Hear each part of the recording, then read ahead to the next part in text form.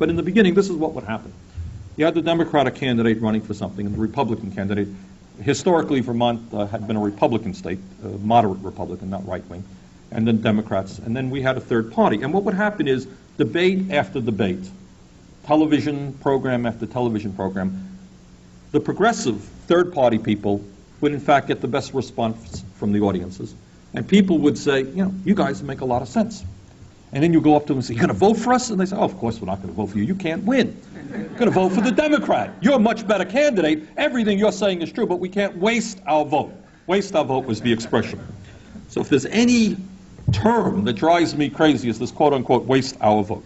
Now, my own view, and it has been my view for many, many years, is that what we need in this country is what Jackson calls a rainbow coalition. But it has to be done outside of the Democratic Party.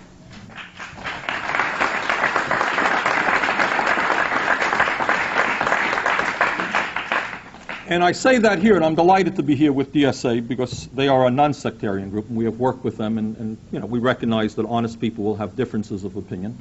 But my own feeling is the arguments of working within the Democratic Party and without go as follows. The argument for working within the Democratic Party is that people say, well, that's where the working class is, that's where the unions are, let's stay within that. People are familiar with it. That's been their home for many, many years. There's truth to that, some truth to that. The argument against working within the Democratic Party is that for millions of Americans, both parties are looked upon with derision, with disrespect.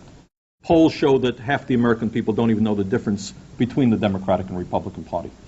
And I can tell you very honestly, this is just as a practical politician, which is what I am, when I campaigned in Vermont, and I don't think Vermont is terribly different in this respect than any other state in the Union. You know, we went all over the state and we shook probably 30, 40,000 hands. I don't think that more than a dozen times people came up to me and said, Bernie, I can't vote for you because I'm a really strong Democrat and I believe in the Democratic Party, or I'm a strong Republican and I believe in the Republican Party. They don't. I think what ends up happening is people don't see much of a choice. There's the option, you know, you got the Democrats, Republicans, sometimes this one's a little bit worse, sometimes this one's a little bit better.